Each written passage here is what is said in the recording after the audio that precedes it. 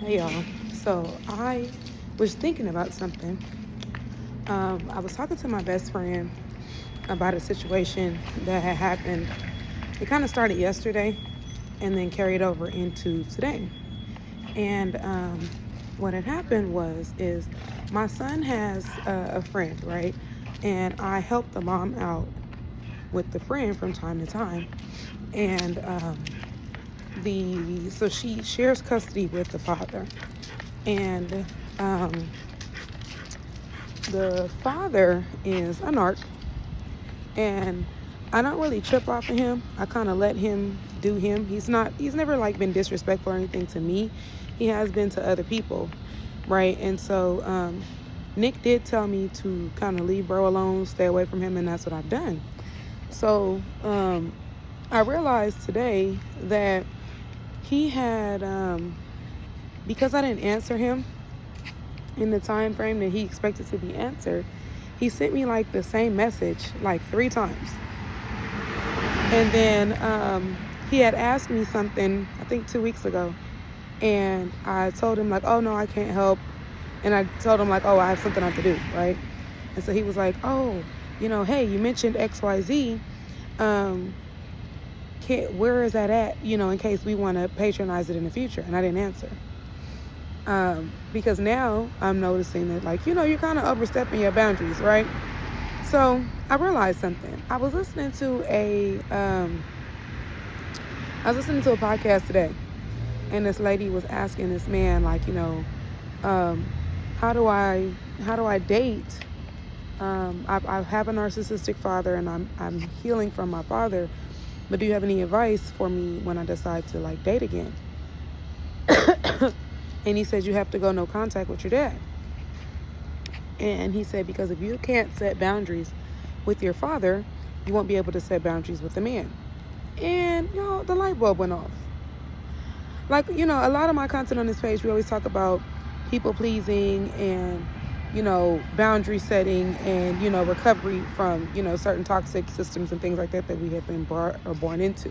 And you guys know my story. I was abused as a child, and I realized a lot of that has played into how I pick people, even when I don't realize, how I ended up in a situation until after it's over, right? And so I thought about that. And I told my best friend today when the thing happened with the dad, I said, I just blocked him. Like, I'm not about to play this game with you. I'm figuring out what you're trying to do. So I'm going to block you because I don't owe you any answer. And I told her, I said, I said, I'm loving this me. Sorry, y'all, I'm outside with Champ. Where is he? There he is somewhere. There he is.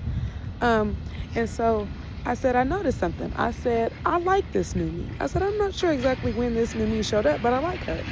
Well, when I heard that on the podcast, it made sense. I am one of those people that ended up in a lot of toxic situations because I was always trying to prove myself to people, right?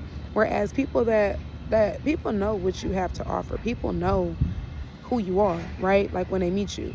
The fun part when you're healed is when you meet someone and you learn the fun things about them that you didn't know. But you don't have to prove how good of a person you are or how worthy you are of their attention. You know what I mean? And so I realized that a lot of the toxic situations that I had ended up in was because, and the people pleasing, because we talked about how I'm a reformed people pleaser and pick me, was because of I don't feel the need to explain myself to my parents anymore, right? Like, I may be talking to my parents or like my mom specifically, because my mom is the judgmental one.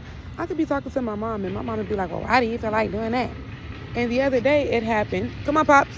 The other day it happened.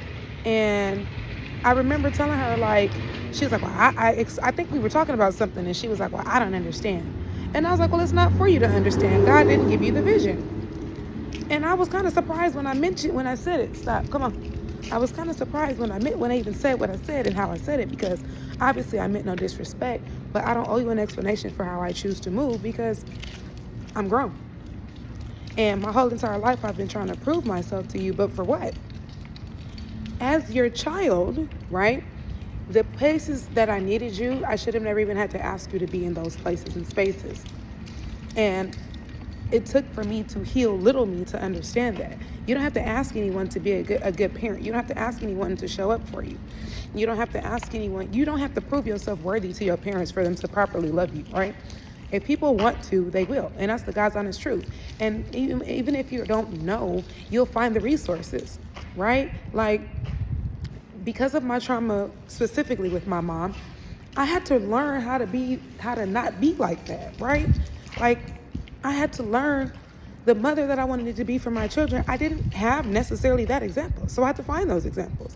So it's the same thing, like when you are getting into friendships or you're getting into relationships, a lot of the reason why we end up in these situations is because we're trying to prove ourselves to people. These people know who the hell you are.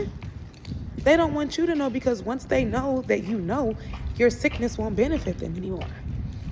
But I just have to come to y'all and talk to y'all about that, because I'm damn near proud of myself, y'all. Like, I'm excited. Because now it's almost like it took me so long to exercise this muscle. And because I'm not trying to prove myself to my parents anymore, and this is 34-year-old me saying this, right? I'm also not trying to prove myself to anybody else around me. You either are around me for me or you're not. And that's the end of that. Love y'all. Have a good day.